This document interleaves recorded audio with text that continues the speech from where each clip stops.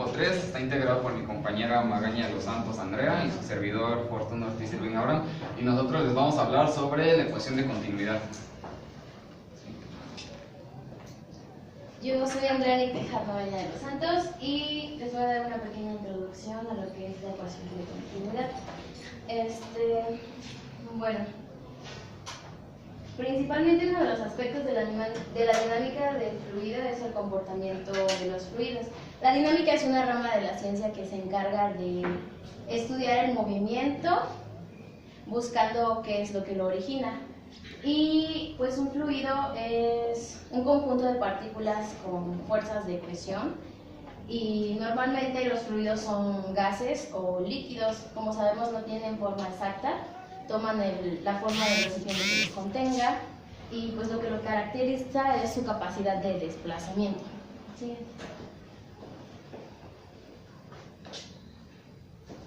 Ok, líneas de corriente. ¿Me ofreces el pin? Gracias. Bueno, como dijimos, nuestro fluido siempre va a seguir una trayectoria. Estas partículas, por así decirlo, este conjunto de partículas van a seguir una sola trayectoria, y esta trayectoria se llama como línea de corrientes. Si nosotros dejamos o fluimos agua por medio de alguna aguja, entonces el chorro que vamos a ver va a ser un chorro así, que sigue una trayectoria. Bueno, claro, si lo hacemos así. Pero lo que nos da esto es que un conjunto de partículas son las que nos forman las líneas de corriente. Estas son las partículas de nuestro fluido. Comúnmente lo que nosotros nos enfocamos sería el agua. Según Euler, nos dice que en un punto, en una región en el espacio,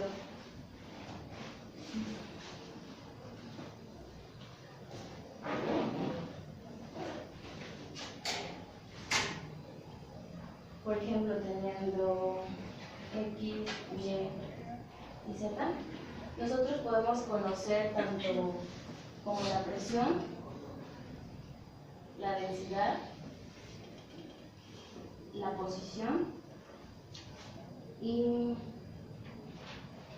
la velocidad de estas partículas respecto la presión en un eje de coordenadas respecto al tiempo, la densidad en un eje de coordenadas respecto al tiempo, la posición. Bueno, la posición es un vector y la velocidad también. De igual manera respecto al tiempo y la velocidad de respecto a un tiempo específico. Todas estas, bueno, si son un conjunto, se llaman líneas de corriente. Esa es una línea de corriente.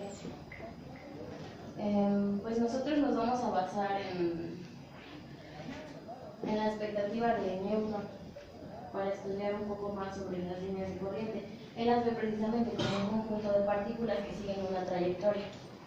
Siguiente, por favor.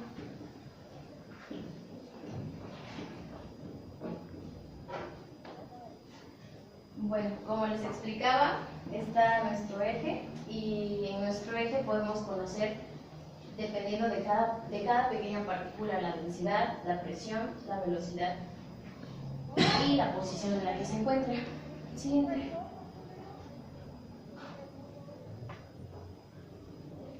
Bueno, todas nuestras líneas de corriente van a pasar a través de un tubo de corriente.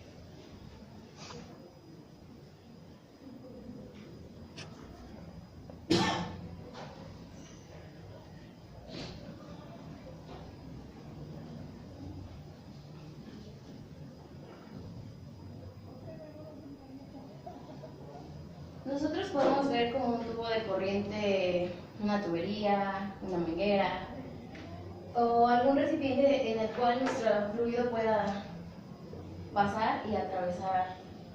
En este tubo, lo que lo va a distinguir principalmente es que no puede haber ninguna entrada, va a estar totalmente sellado, no hay entradas y tampoco hay pérdidas y tampoco hay salidas. Es un tubo totalmente hermético, cerrado, y a través de este van a pasar nuestras líneas de corriente. Entonces por así decirlo, sería la forma ideal. Siguiente, por favor.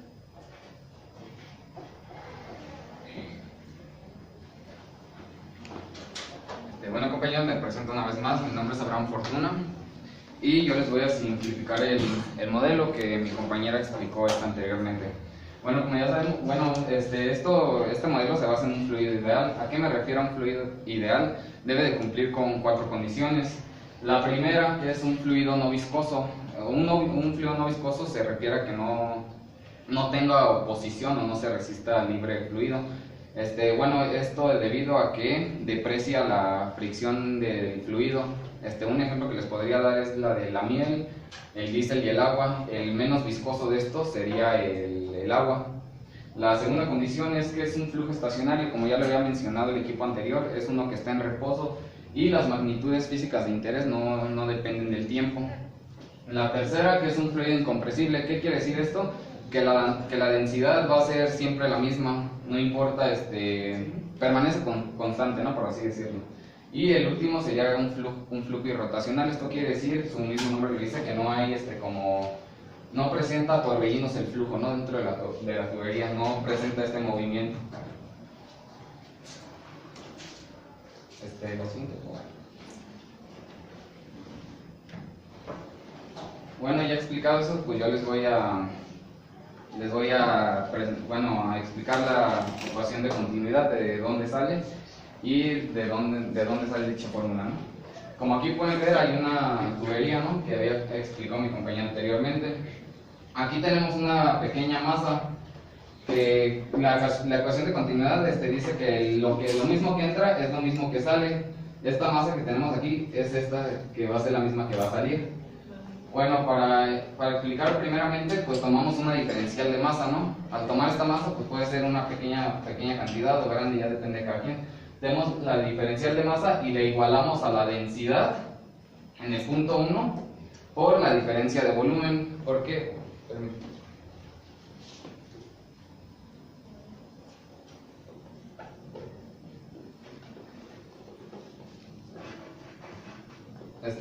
Bueno, a lo mejor se preguntarán por qué hacemos esa igualación, ¿no? Como sabemos, estamos tomando la diferencial de la masa y la estamos igualando a la densidad por la diferencial del volumen en el punto 1. La fórmula de densidad es masa sobre volumen, y al multiplicarlo por un volumen se cancelan y queda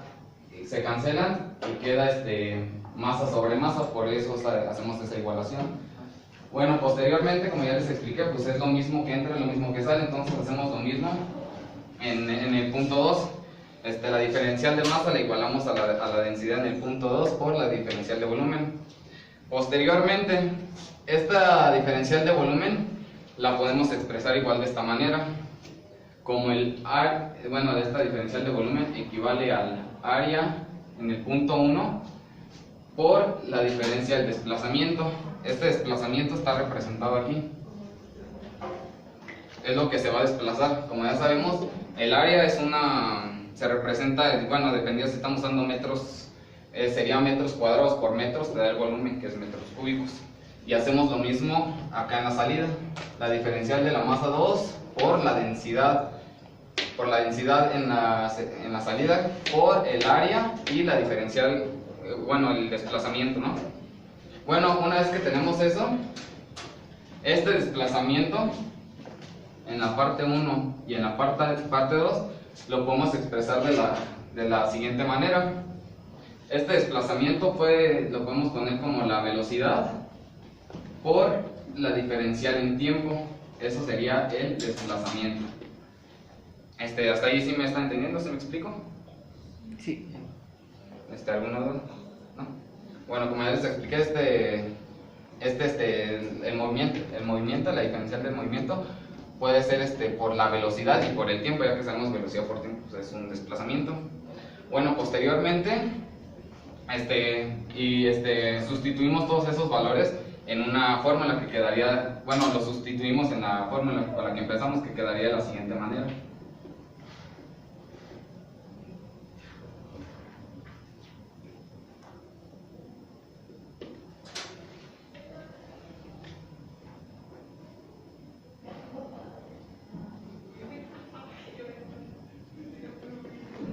Bueno, quedaría de la siguiente manera, quedaría que esa diferencial de masa equivale a la densidad por el área, por la velocidad, por la diferencial del tiempo.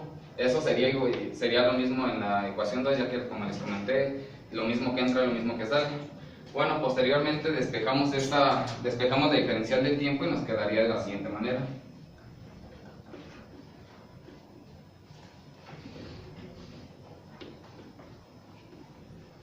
Nos quedaría de la siguiente manera, nos quedaría que la diferencial de esa masa con respecto al tiempo equivale a la densidad por el área por la velocidad.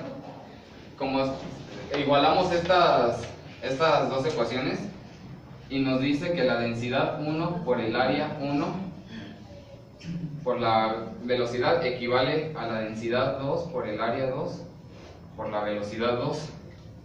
Y como no hay entrada o salida de agua, como ya lo había explicado mi compañera anteriormente, por ese motivo hacemos esta fórmula debido a que hay conservación.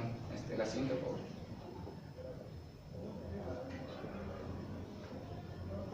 Miren, es lo que les explicaba, no sé si alcancen a ver esta, vamos. Bueno, entonces aquí posteriormente, como la densidad, ya había explicado las propiedades de una partícula, la densidad es una constante, va a ser la misma al inicio que al final de la tubería. Entonces esa densidad la cancelamos debido a que es una constante. Entonces nos queda que el área 1 por la velocidad 1 equivale al área 2 por la velocidad 2. Eso equivale a la fórmula del gasto o caudal llamado en otros lados. Y bueno, lo que nos queda entender esta fórmula aquí, que lo mismo que entra es lo mismo que sale. Y aquí les tengo, bueno, hay otra figurita expresada donde nos da a entender esta figurita que así estemos en el punto 1, punto 2 o punto 3, al hacer esta multiplicación del área por la velocidad, en todos los puntos de la tubería nos va a dar el mismo gasto. Esto se debe a que en el punto 1 puede haber mayor área pero menor velocidad. En el punto 2, como pueden ver, hay menor área pero aumenta la velocidad debido a la presión. Y en el 3 igual disminuye el área pero aumenta la presión. Bueno, y esta fórmula, como ya lo habíamos mencionado, está aquí igualada, ¿no? Y si la despejamos, pasamos esta parte para acá, nos pasa restando. Entonces nos quedaría que un gasto menos otro gasto en diferentes puntos de la tubería equivale a 0. Por lo tanto, podemos deducir que una diferencial del área por la velocidad nos equivale a 0, por lo tanto es una constante. Bueno, y pues ya para concluir, tenemos que el gasto es un área por velocidad, como ya se los había mencionado. El área, como les mencioné, depende de cómo lo estemos usando. Aquí se los estoy expresando en metros. Entonces, un área es metros cuadrados y una velocidad es metros sobre segundo. Y bueno, ya al efectuar las unidades, nos queda metro cúbico sobre segundo, que esta unidad está en volumen y está en función del tiempo, por lo cual podemos deducir que se puede sacar el gasto igual entre volumen sobre tiempo. La siguiente, por favor.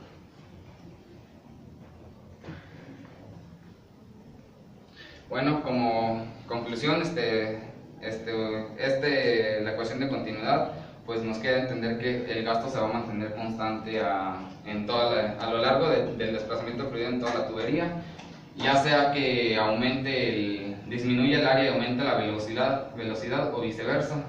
Eso sería todo. Muchas gracias por su atención.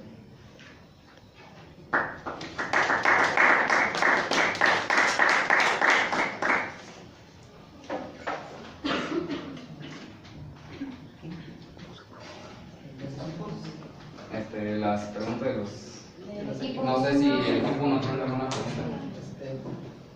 Primero nosotros o los otros.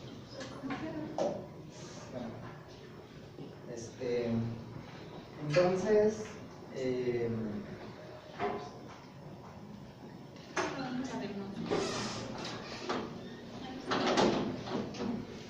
¿podrían mencionarme 3 características de los flujos ideales? La primera, que es un fluido no viscoso, un fluido un flujo estacionario y un flujo rotacional. ¿Alguna otra pregunta?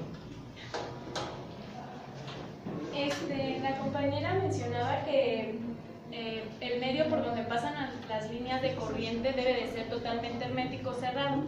Si no fuera este el caso, ¿en qué afectaría? Pues en las pérdidas, ya no podríamos tener las igualaciones que Ya ella hizo de masa. no podría haber la conservación. Tener la ecuación de continuidad. Es que como lo tenemos cerrado, es uno cerrado, ¿no? Entonces puede decir que la misma, ponle que está entrando, no sé, una cantidad, ¿no? Ponle unos 100 litros. Si hay, como tú dijiste, aperturas, habría pérdida de energía y a lo mejor ya en lo que el fluido se desplaza aquí ya nada más llegarían 50, entonces ya no se cumpliría la ecuación de continuidad. Gracias. Ok, mencionaste en varias ocasiones una frase que dice lo mismo que entra es lo mismo que sale. ¿A qué se debe? Pues como ya le expliqué también aquí, es la ecuación de continuidad que, como le expliqué aquí, es un sistema cerrado, es una tubería. Entonces, pues lo mismo que entra, como no se desplaza, esto está desplazando por el gas, porque expliqué que es un área por velocidad. No sé si has tomado mecánica de fluidos. Y ya, bueno, ya vemos esto que se desplaza, ya puede ser bombas o lo que tú seas, y es lo mismo que sale, ¿no? O sea, no hay pérdidas. O sea, todo lo que entra, pues va a salir. Y No sé bueno, si si me- no hay pérdidas, igual involucraría más bien a lo que es la conservación de la materia. Ujú. Y bueno, pues finalmente en el diagrama de vectores, ¿qué es lo que vamos a poder medir? ¿Qué es lo que nos va a dar? Bueno, el diagrama de vectores es más bien como para buscar la posición de la partícula. Lo que expliqué, puedes obtener la densidad de la partícula, puedes tener la presión, su velocidad en ese instante en el que está pasando por este punto, su velocidad en este punto, su presión, su velocidad, su densidad y su posición. Para eso es un método de Euler. Es un poco más complejo y se basa más, si te das cuenta, de lo que son los vectores. Entonces, nosotros por eso trabajamos comúnmente con el de Newton para explicar todo este tipo de cosas, porque simplemente se basa en una partícula que sigue una trayectoria. Sí, es que ahí lo explica de manera vectorial y bueno, ya cuando haces cuando lo haces todo el cálculo vectorial y todo, ya es por eso que te da el gasto en una escala, pero en sí, eso es la explicación.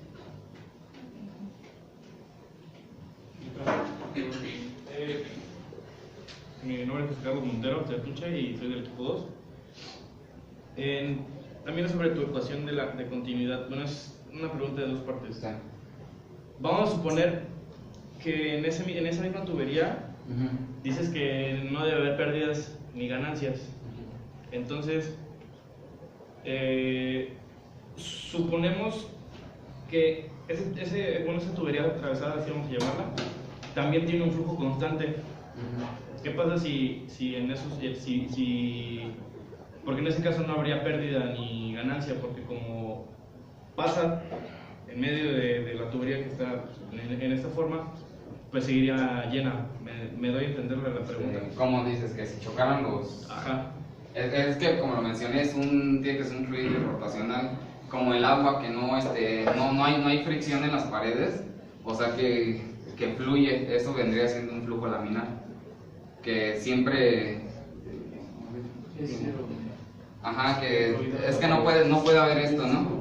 Por eso es que la ecuación de continuidad la utilizan con el agua, debido a que el agua, por su baja viscosidad, no genera fricción en las paredes del recipiente, o sea, fluye libremente y un fluido laminar fluye de esta manera, ¿no?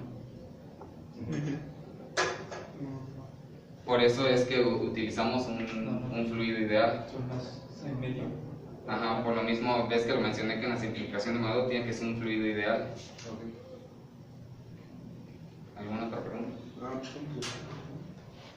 Del equipo 4, pues ya mencioné que sirve ser un fluido ideal, pero entonces si no se puede aplicar a otro tipo de fluidos, ¿para qué nos sirve? Por ejemplo, fluidos ideales como el agua, nada más. No, pues a lo que se refiere con fluido ideal es con que cumpla las características que te dije, que sea un flujo irrotacional, incompresible, o sea que la densidad se mantiene la misma, bajo viscoso, ¿no? Porque imagínate si haces esto con miel, ahí se generaría fricción, ¿no? O sea, solamente tiene que cumplir con esas características. Por principio, la más importante sería el manejo de baja viscosidad, ¿no?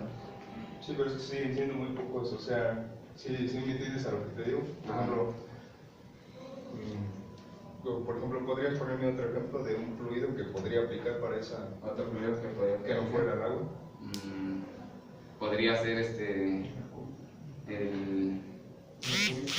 pues como ya comentó el compañero Mercurio, es que esto bueno ya se va pasando un poco más debido a que, como tú lo mencionaste, si hay una alta viscosidad, pues no va a fluir, ¿no? ¿Y qué podría pasar? Que al hacer tu bombeo, bueno, si lo hacemos con un tipo bomba, como así como la miel o por un ejemplo, no lo bombearía, ¿no? O sea, no se movería. No sé si me explique, no habría un desplazamiento a través de la tubería. No sé si ya. Sí. ¿Ya?